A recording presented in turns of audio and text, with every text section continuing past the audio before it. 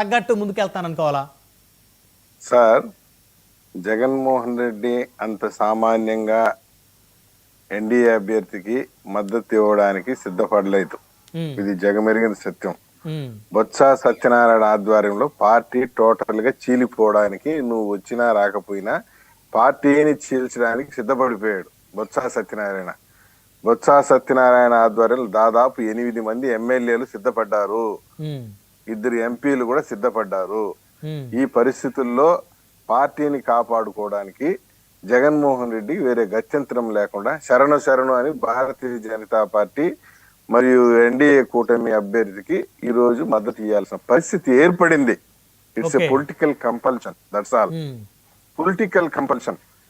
వైఎస్ఆర్ కాంగ్రెస్ పార్టీలో internal disputes ఎప్పటి నుండో జరుగుతున్నాయి, అంతర్గత కుమ్ములాట్లు ఉన్నాయి, బయటికి రాకుండా మేనేజ్ చేస్తున్నారు.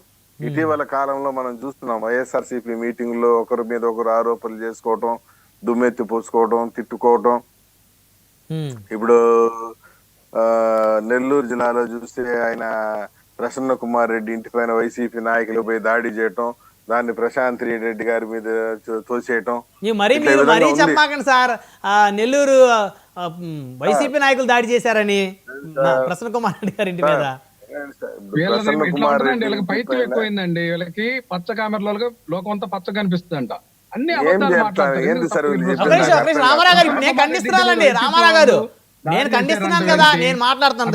సత్యనారాయణ గారు పార్టీని చీలుస్తున్నాడంటే ఈయన జోస్యం చెప్తే ఇది ఎక్కడ సమంజసమైనటువంటి అంశము? నిజం సార్, ఇది బొత్స సత్యనారాయణ ఆధ్వర్యంలో పార్టీ వేరు కుంపటి పెట్టడానికి ఏర్పాట్లు జరిగిపోయింది. ఈ దీంట్లో భాగంగానే పార్టీని కాపాడుకోవడానికి భారతీయ జనతా పార్టీ అగ్రనాయకుల కాళ్ళ మీద పడి ఎట్లయినా నన్ను కాపాడండి. పైగా ఇంకా ముఖ్యమైన విషయం ఇక్కడ ఏంటంటే, పార్టీ ఎవాపరేట్ అయిపోయి లిక్విడేట్ అయిపోయిన తర్వాత పార్టీ జగన్మోహన్ రెడ్డిని లిక్కర్ కేసులో అరెస్ట్ చేసే ఏర్పాట్లన్నీ కూడా చకచక జరిగిపోతున్నాయి. ఈ పరిస్థితుల్లో తాను జైలుకు పోకుండా ఇప్పుడు పార్టీలో నెంబర్ 2 గా ఉన్నటువంటి మిథున్ రెడ్డిని ఆల్రెడీ అరెస్ట్ చేశారు. నెక్స్ట్ మిథున్ రెడ్డి ఇచ్చిన స్టేట్మెంట్ ని బేస్ చేసుకొని ఎవిడెన్సెస్ అంతా కూడా కొరాబరేట్ చేసుకొని క్రోడీకరించుకొని నెక్స్ట్ లిఫ్ట్ చేయబోయేది జగన్మోహన్ రెడ్డిని. అల్టిమేట్ లబ్ధిదారు జగన్మోహన్ రెడ్డి తర్వాత వైసీపీలో ఒక ప్రముఖ నాయకుడు, వైసీపీ జగన్మోహన్ రెడ్డి తర్వాత ఇంకెవరు లేరనుకోండి, కాకుంటే ఒక ప్రముఖ నాయకురాలు కూడా దీంట్లో అరెస్ట్ అయ్యే అవకాశం ఉంది. వీటన్నిటినీ కాపాడుకోవడానికి నాయకురాలు అంటే ఎవరు సార్? ఒక రకంగా చెప్పాలి అంటే, ఇప్పుడు నేను ఇంత పెద్ద ఛానల్లో కూర్చొని డెరోగేటర్ గా ఏది పడితే అది మాట్లాడకూడదు. అవునులేండి, అవును. ఎంత ఆధారాలు ఉంటేనేగా మీరు మాట్లాడేది. ఉంటది. ఎందుకంటే కొన్ని విషయాల్ని మనం గోప్యంగా ఉంచడము, మెయింటైన్ చేయడమే మంచిది. ఎందుకంటే ఇట్స్ ఎ పొలిటికల్ కంపల్షన్. మనం అనుకున్నామా బాలాజీ గోవిందప్ప అరెస్ట్ అవుతాడని? ఎవరు కూడా ఊహించలేదు. Who is Balaji Govindappa? సాక్షి టీవీలో, సాక్షి ఛానల్లో ఒక ఆడిటర్, సాక్షికి ఒక ఆడిటర్, భారతీ సిమెంట్స్ కి ఒక ఆడిటర్, ఆయన ఫైనాన్షియల్ అడ్వైజర్. ఆయన అరెస్ట్ అవుతాడని మనం ఏమైనా ఊహించుకున్నామా?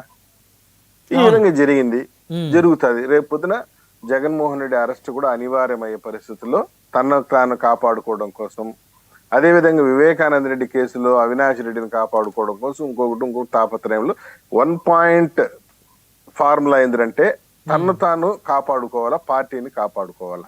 పార్టీ ఇంకా లేదు, అయిపోయింది.